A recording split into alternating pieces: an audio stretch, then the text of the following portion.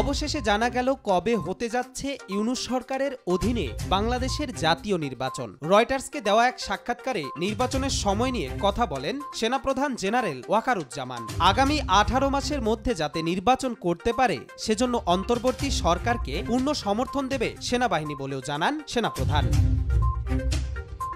রয়টার্সের ওই সাক্ষাৎকার থেকে জানা যায় সেনাবাহিনীকে রাজনৈতিক প্রভাব থেকে মুক্ত রাখার প্রতিশ্রুতি দিয়েছেন সেনাপ্রধান। তার মতে 1 থেকে 1.5 বছরের মধ্যে দেশটি গণতান্ত্রিক ব্যবস্থায় ফিরতে পারবে।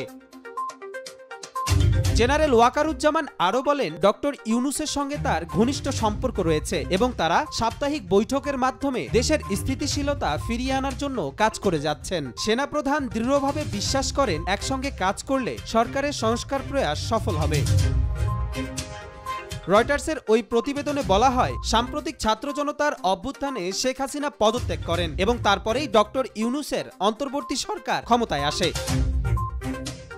কবির চৌধুরী জয়, মাই টিভি।